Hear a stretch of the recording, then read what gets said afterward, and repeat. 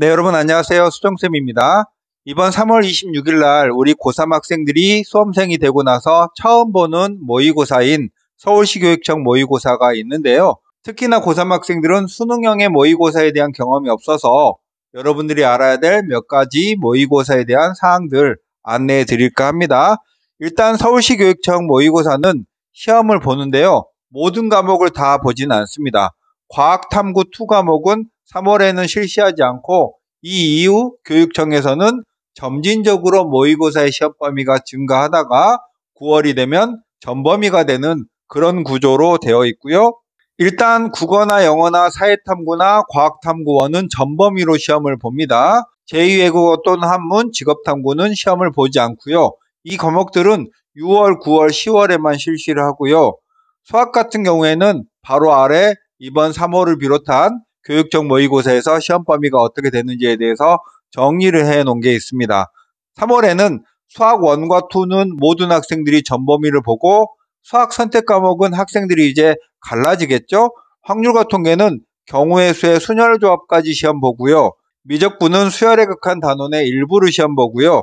기하는 2차 국소는 시험 보니까 이 수학 선택 과목은 총 8문제 시험을 보고 이번 3월은 시험 범위가 굉장히 좁으니까 비슷비슷한 문제들이 빠짐없이 출제되는 특징을 가지고 있고, 수능은 미적분 같은 경우에는 수열에 극한, 미분, 적분까지 큰 단원에서 6문제를 내니까 듬성듬성 출제를 하니까 어떤 문제를 출제할지 모르는데, 이번 시험에서만큼은 시험 범위가 좁으니까 조금만 준비해도 예상한 문제들을 많이 만날 수 있습니다. 5월에 이렇게 되고요. 6월, 7월을 지나서 9월이 되면 수학도 전범위가 되고요. 과학탐구2는 5월부터 시험을 보게 됩니다. 그 다음은 시간표인데요. 고2의 모의고사랑 큰 형식은 대동소이하게 비슷한데 그래도 3교시 이후에 선택 과목은 조금 달라지니까 여러분의 시험 시간을 언제 입시를 하고 예비령은 언제, 준비령은 언제, 본령은 언제 치는지를 정확하게 확인해 두고 여러 번의 상상훈련을 해 두는 게 좋을 것 같습니다. 그러면 이번 3월 모의고사가 어떤 의미가 있는지, 여러분이 어떤 걸 알아두면 좋을지에 대해서 말씀드리자면, 첫 번째, 모든 교육청 모의고사는 고3 학생들만 시험 봅니다. 그러니까 재수생 이상은 시험 당일 오후 늦게나 아니면 다음날 다운받아서 풀어볼 수 있고요. 고3 학생들만 시험 보기 때문에 성적 처리를 4월 중순 정도 해서 학교로 송부를 하거든요. 그러면 여러분이 성적표를 받아볼 건데 그 성적이 수능하고는 완전히 다릅니다.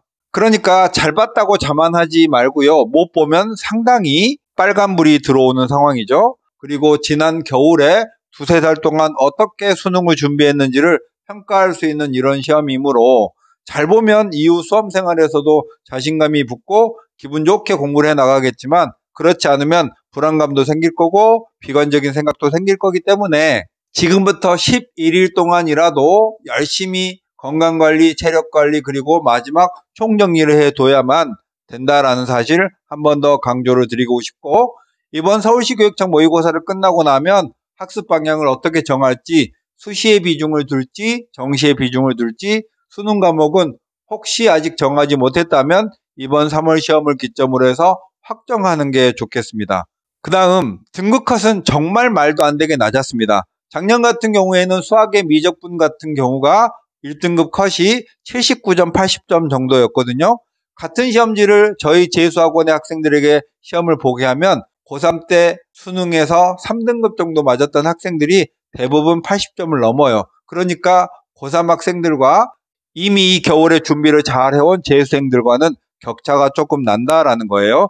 예시로 작년 국어 수학 원점수 등급 컷을 한번 정리해 놨으니까 판단해 보시기 바라겠고, 서울시 교육청 모의고사는 수능을 출제하는 한국교육과정평가원이 아니죠. 그래서 서울시 교육청 모의고사를 매년 보면은 서울시 교육청 모의고사만의 색깔과 경향이 따로 있어요. 그러니까 이 시험지로 수능의 경향을 예측하는 건 섣부르다라는 말씀을 드리고 싶고, 그러면 지금부터 남은 11일을 어떻게 보낼지가 궁금하시겠죠? 첫 번째는 작년 3월 서울시 또는 재작년 3월 서울시, 지금부터 주말이 2번 정도 남아있으니까 이렇게 2회 정도의 기출문제를 다운받아서 시간을 딱 정해놓고 풀면서 서울시 교육청 모의고사에 스타일을 한번 느껴보는 게 좋을 것 같고 11일 정도 시간이 남았으니까 국수, 영, 탐 모든 과목에 개념 노트 여러분이 작성해 놓은 게 있으면 한번 쭉 훑어보고요. 공부를 하다 보면 자주 푸는 문제만 계속 푸니까 그 개념은 머릿속에 활성화가 돼 있는데 그렇지 않은 문제들은 오랜만에 갑자기 시험에서 나오면 이거 뭐지? 하고 생각이 나지 않을 가능성이 있습니다.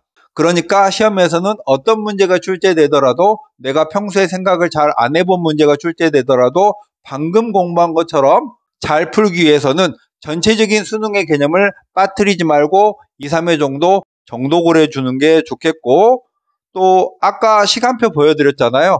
그 모의고사의 시간표에 예비령, 준비령, 본령 이런 시간 확인을 잘해서 시험날 가서 능수능란하게 이 종이 치면 무슨 종이구나 하면서 시간 관리를 잘하는 게 의외로 중요하겠고 고3 학생들 같은 경우에는 들리는 이야기에 따르면 학교 시험을 보면 애들이 3분의 1은 잔다는 얘기를 들었습니다. 모의고사를 보면 볼수록 약간 관성화가 되는 거죠.